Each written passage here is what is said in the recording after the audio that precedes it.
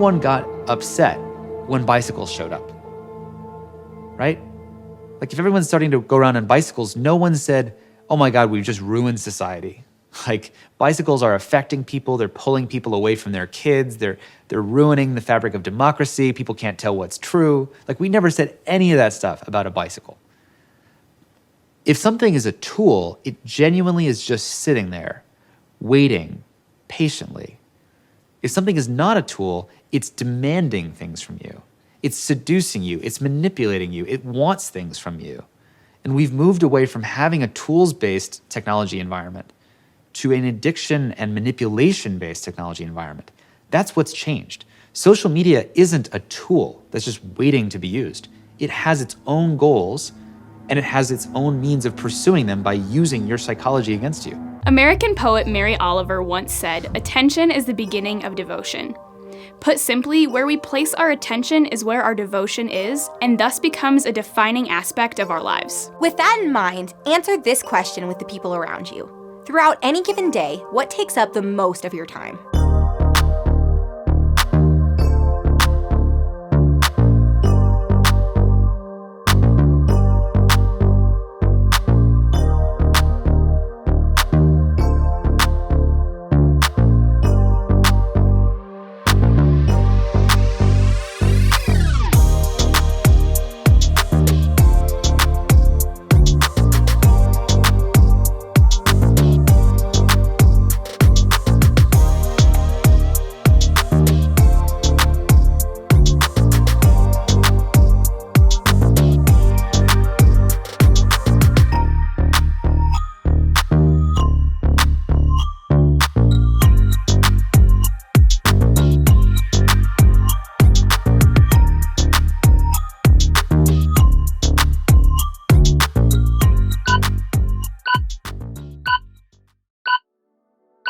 Maybe the most obvious answer is sleep. We spend a third of our days unconscious. Weird, right? Maybe you said something like school, or work, or friends, or family. Turns out, there's a lot of things trying to claim our time. And time is one of the great unifiers. No matter who we are or what we look like, we all only have 24 hours a day, no more and no less. And because our time is limited, we don't really want to waste it. It's like a wise philosopher once said, the years start coming and they don't stop coming. But in all seriousness, when we talk about social media, it's important to know that social media is quite literally designed to take up our time. Social media is in constant battle with our offline lives for our attention. It's designed to win, and it does all the time. There's even a term for this, attention economy. Attention economy basically treats human attention as a scarce resource, which it is. In his article, Death by Push Notification, Zach Hines explains it this way. Attention is the main prize of the internet. Everyone is fighting for it, and the phone is the prime battleground. The most potent of weapons in this war is the incessant whining notification, trying to pull your attention away from whatever you are actually doing and into some other app. This is why simply looking something up or checking the weather can quickly turn into accidentally spending way too much time on our phones.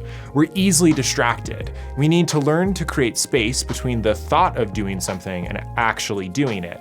And social media apps today are designed instead to limit that space as much as possible. Again, we're fighting an uphill battle. Social media and our phones are designed to be addictive and to capture our attention. When push notifications were first introduced for email on BlackBerrys in 2003, they were actually seen as a way for you to check your phone less. You could easily see emails as they came in, so you didn't have to repeatedly open your phone to refresh an inbox. But today you can get notifications from any app on your phone. So every time you check it, you get this grab bag of notifications that can make you feel a broad variety of emotions. If it wasn't random, if it was predictably bad or predictably good, then you would not get addicted. The predictability would take out the addictiveness. That's the same logic behind slot machines. And it's effective. Slot machines make more money in the US than baseball, movies, and theme parks combined. And they become addicting about 3 to 4 times faster than other kinds of gambling. Some apps even replicate the process of pulling a slot machine lever with the pull to refresh feature. That's a conscious design choice. Those apps are usually capable of continuously updating content, but the pull action provides an addicting illusion of control over that process. And the design works. We spend around 3 hours a day on our phones. For most of us, it's the last thing we see at night and the first thing we reach for in the morning. And on average, we'll spend 5 years and 4 months of our lives using social media. That's worth pausing on. Think about what has happened in the last 5 years of your life. It's a lot of time. We want to be clear. Our goal is not to inspire shame, but to identify how we're being manipulated. Dr. Sherry Turkle, in her book, Reclaiming Conversation, offers an encouragement.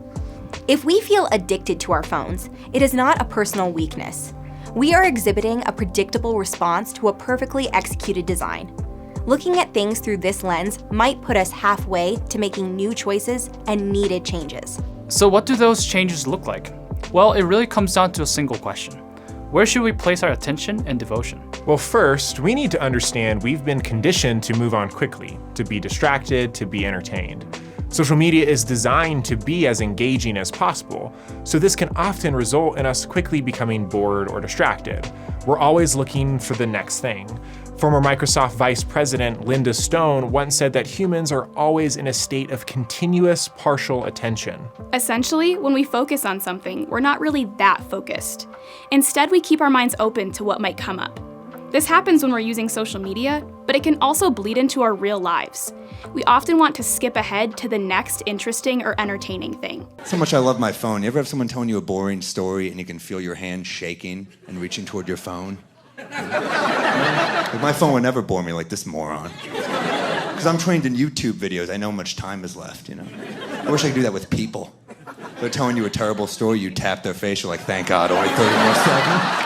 But our real lives matter a lot. Maybe that's not quite the dramatic revelation you were expecting, but sometimes we don't live like it. We should really pay more attention to what's happening in our real lives, right in front of us. We should be present in the moment in which we're living. Remember how Jesus didn't chase after followers and fame, but rather invested in the people around him, living a grounded, embodied life? Social media, used well, can be a beautiful addition to our lives. But if we're honest, we're not gonna look back at our lives and wish we had spent more time on TikTok. We'll probably wish we had paid more attention to the good things happening around us. Just listen to how Billie Eilish describes it. I feel like everything is permanent all the time, and it's not. Things go in waves and things happen and things stop and then they start, and it's like you just have no idea what's to come ever. And I think just try to be aware of the amazing things you have going on right in the moment instead of later.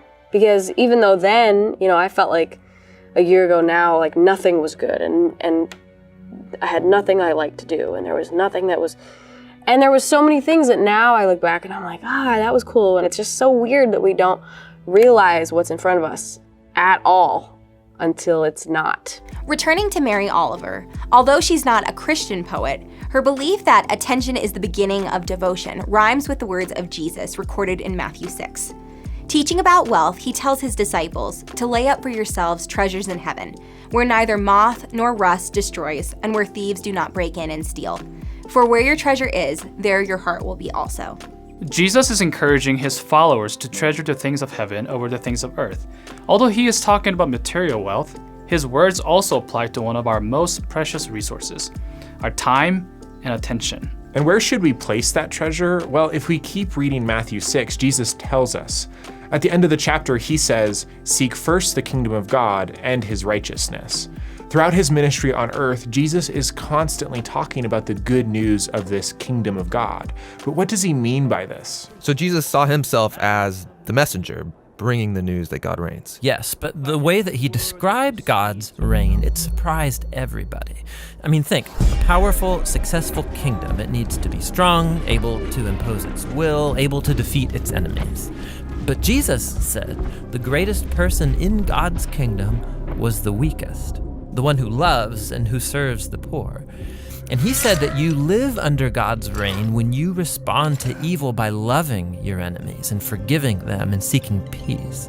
This is an upside-down kingdom. As followers of Jesus, our focus should be on Jesus, yes, but also on bringing God's beautiful kingdom onto the earth. So how should this affect how we use social media? Social media can fit into the narrative of the kingdom for sure. Just like Gutenberg's printing press was used to make the Bible available to the masses, social media as a technology can play a part in bringing God's kingdom on earth. But we also need to be aware of the ways it can distract us. To conclude, in John 17, as Jesus is preparing for his coming trial and death, he tells his disciples that they are not of the world, just as I am not of the world. Jesus is not saying that we should be indifferent towards the hurting world around us. Instead, he's saying that Christians owe their first allegiance to a kingdom that has a divine king, a kingdom built on the blood of a slain but resurrected Son of God. He's saying that we should be engaged and active in the world around us, helping bring the good news of King and Kingdom. As those who follow Christ, we have been given the incredible opportunity to partner with God in bringing the kingdom of heaven to earth. And this should change everything about the way we live our day-to-day lives, including how and to what extent we use social media. So we invite you to wrestle with the following questions. How am I spending my days? Are my days adding up to the life I want to live? And what would it look like to become a bigger part of what God is doing in the world, both online and offline? May God give you wisdom and grace as you seek Him.